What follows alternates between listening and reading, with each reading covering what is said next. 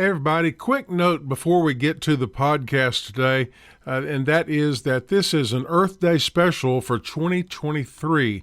It's actually a repeat of the Earth Day special we did in 2022, but we had so many positive comments from you, our listeners, about our conversation with Karen Washington, such a motivational person, we decided to re-air this for the Earth Day special 2023. Hello, everyone. I'm Rory McGuire. I'm a professor and extension specialist at Virginia Tech, and I am for the soil because the soil is our future. We don't make any more of it. If you eat, you rely on soil.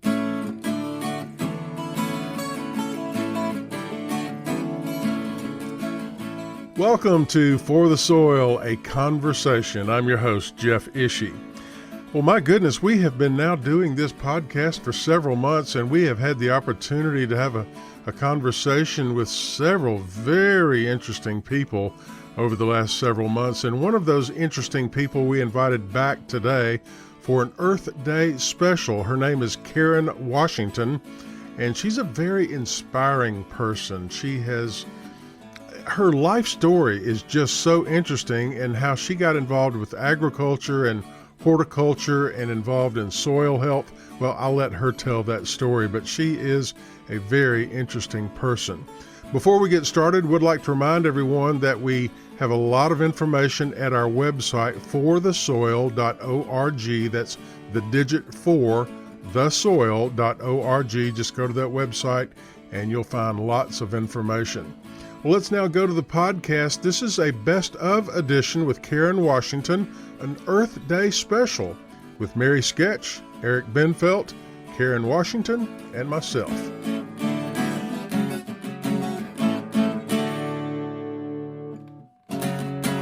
You're such an interesting person. You have an interesting story, and a lot of people have been or are in your shoes, and they are looking for inspiration, and they want to know how you did it. Not only that, you know what I find so amazing is not my relationship, what I have with young people, but now I'm getting, a lot of conversation, a lot of requests from elders. Elders all of a sudden, like they're in their 40s or 50s or 60s, and they want to go back to the land. They want to farm now. I'm 67. I'll be 68 this year. And it's remarkable, because I tell people my age, I want them to understand that, that life doesn't end, in your 20s or 30s, that there's a new chapter, especially when you get up in age. And so now I'm hearing from people in their 50s and 60s that want to go back to the land and want to farm and have those juices, stirring again, which is so, so incredible. So I am enjoying this life that I'm leading, inspiring so many, not only young people, now the elders are coming out of the woodwork and now they want to farm. And yeah, Karen, well, I've always been inspired by you, and and then I still remember running into you at the airport over in Charlottesville. And then, the idea of the writing, that just over COVID, that I've been trying to write my wife's aunts on a weekly basis, and also sharing some poetry. Often it's related to nature or the land, and whether it's Wendell Berry or Mary Oliver or Ted Kooser. And it's interesting that aunts are 85 and 90, but just talking about reflections on my grandmother or growing up, and how that brings out more conversation about whether it's sewing or gardening or taking walks in nature. And so just really encourage you in your writing there. I'll take it. Let me ask one other question. If you were talking to a fourth grade class of students, urban students, who for the first time in their life, they've seen how a tomato is grown. Talk to that class for just a moment and tell them what they can expect by adopting a hobby of gardening, or perhaps ultimately farming. So I always start with like, so where do you think your food comes from? And especially like a tomato, because a tomato is what really, really got me started. And so they would say, from a grocery store? And I said, what, from a grocery store? I don't think so. Let me tell you how I got started, because I too believed that everything was coming from a grocery store until someone told me, you know what? It comes from the soil. You put a seed in the ground and you cover it with soil and you put water on it and you have sun and you watch it grow. And long and behold, guess what I saw? I saw this red thing that I thought was pink. It was round and it grew on a vine. Can you believe it? It grew on a vine. And then when it was ready and it was red, I picked it and I bit into it, and woo, the juices that were flowing. What? I couldn't imagine. It tastes like a fruit. And guess what? A tomato is a fruit. So I challenge you all to think about something that you like the most, putting a seed in the ground and nurturing it. And hopefully you can have the experience I had growing my first tomato that changed my world. Excellent. Again, I'm headed right out to the garden right after. And it did. And that's how I got started with the tomato. I hated tomatoes. And it was a tomato that changed my world. The taste, it was like, what? What's your opinion? We read about urban agriculture all the time, and we see terms like vertical agriculture, hydroponics, of course. Where do you see us going in that realm? Is it possible for an inner city to produce its own food supply? So I want to stop you right there, because I think people think about that, people in urban areas are going to grow all their food now on rooftops and vertical walls and community garden. They're going to feed the masses. No, that's not going to be the case. The thing is that we have to be intentional about who's growing, what is growing, and there is room for everybody to grow something, And so I want to start with that. I just had a conversation before I left New York, because they're starting to open up an urban ag office. And so I wanted to make sure that when that happens, that there's room for all types of growing food. The bottom line is, how can we get healthy food into the stomachs of people that need it the most? How do we get people to understand the relationship to food, to land, to soil? How do we get people to be conscientious consumers, fighting for the rights to have soil fertility, not soil that's laced with chemicals, not soil that is contaminated? How do we start having those hard conversations? And it starts within inner cities to have that relationship back to land, back to soil, but then also understanding where their food comes from. And so if you are growing in a plot, on a roof, or on a vertical, or in a greenhouse, we need to start having those conversations, how there's different techniques of growing food. But at the bottom line, we're growing food because people need to eat healthy. And another conversation that we need to have and tear down that barrier when we talk about organic food. Because again, in peoples of color, they feel organic is privileged food, it's white people's food, it's rich, and we have to sort of be cognizant on how we use words and terms that keep people out, that make people don't understand. And when we talk about climate change and we talk about soil fertility, how can that resonate to the people who are going to be impacted the most? And so within my talks, when we talk about social science and we talk about academics and we talk about these topics, we have to engage in the conversation with community. We have to embrace community. We have to make sure that communities that are impacted the most understand why bad soil impacts them, why climate change impacts them, and do it in such a way that they have ownership of that. They have ownership of their own community. They understand the harm that soil infertility has, that climate change has, in a way that they feel that they can be part of the change, part of the solution, instead of always feeling part of the problem.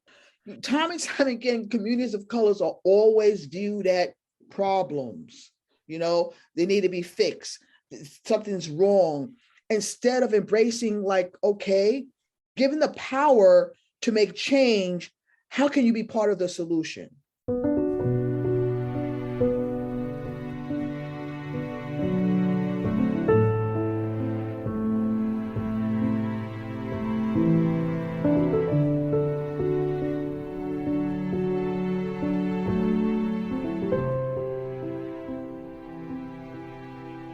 Time and time again, communities of colors are always viewed as problems.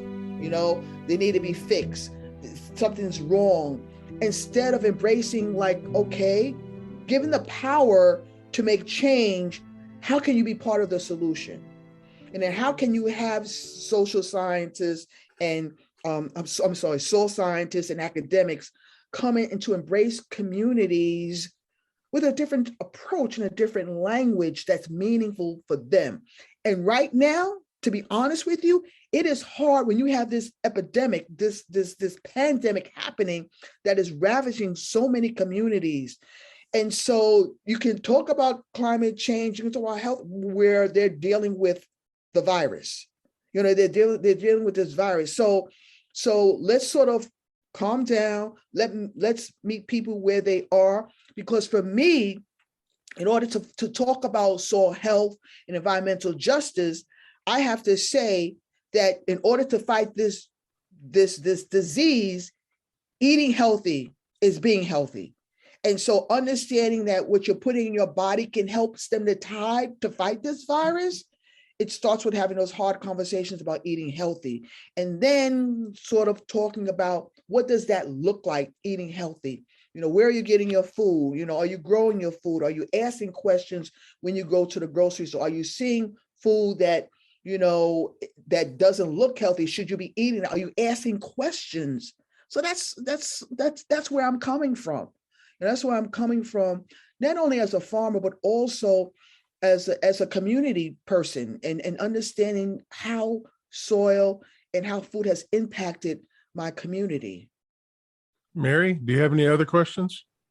No, I just, I love that, Karen, because, I feel like what I'm hearing too is how it's more than just the act of growing the food. It's those experiences that are empowering, and tying in the cultural components and using that as a means to, highlight why healthy food is important. And there's so much more that comes out of it than the food that is grown out of the ground. One thing I tell when I speak to young people, I say to them time and time again, if you're lucky to have grandparents, great-grandparents, abuelo, take out those Samsung Galaxies and those iPhones and capture their story, their history of what it was growing food on the land. Have them talk about what it was to be in Puerto Rico or the Dominican Republic or Jamaica, or Mexico or in the Deep South.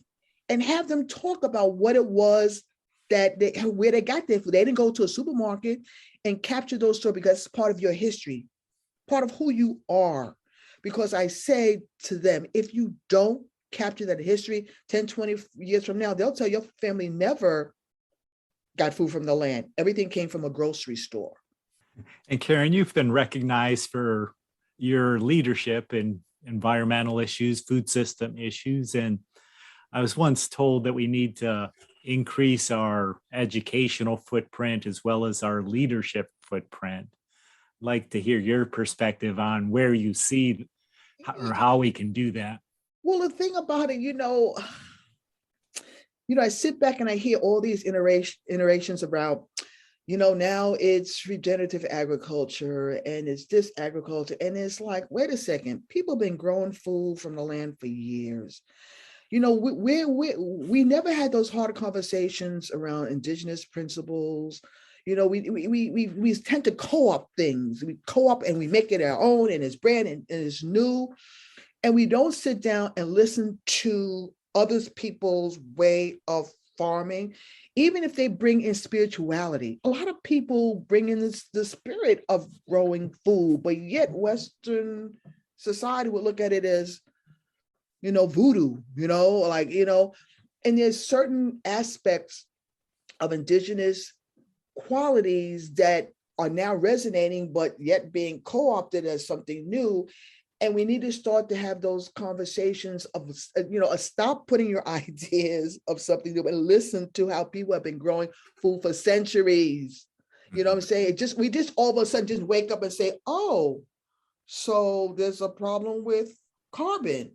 Don't you think carbon has been a problem for so long, especially when man went from hunter-gatherings to agriculture, that carbon has been emitted into the air? It's not like, oh, all of a sudden we got cars now and now we have carbon in the air. No, or that there's been problem with barren soil. I mean, people knew back in the day that if you don't treat the soil right, if you don't treat Mother Nature right, she's going to come after you. You know what I'm saying? She's going to come after you, and she's coming after us. You know what? And so when are we going to start listening? When are we going to start listening to all that is happening around the world and say, wait a second, Mother Nature knows better. Let's listen to her. Why do we try to reinvent what Mother Nature has been doing? Why do we add fertilizers? Mother Nature knows how to do her own fertilization. But yet, as humans, we always feel that we know better and that we have to add things to make things better, instead of like, hands off. Let's listen to Mother Nature. There's knowledge there. Let's see what she's telling us. When changes happen in the soil, what does that mean? The soil, listening to Mother Nature, she can tell you if it's too much going on in terms of if the soil is anaerobic or aerobic. Mother Nature can tell you if there is overproduction of weeds. The weeds themselves can tell you your soil structure, your soil fertility, what's missing, what needs. And at the end of the day, Mother Nature is saying, I don't want my soil to be barren. I want my soil to be covered, because just like you get a chill and you want a warm blanket, Mother Nature's saying the same thing. And that concludes this episode of For the Soil, a Conversation. The words of Karen Washington, so appropriate for this Earth Day. Sometimes we as farmers, we as gardeners, and just everyday citizens of the earth, sometimes we just need to stop and listen to the land. See what she's telling us. I want to thank Eric Benfelt and also Mary Sketch Bryant for their participation in this special episode for Earth Day 2022.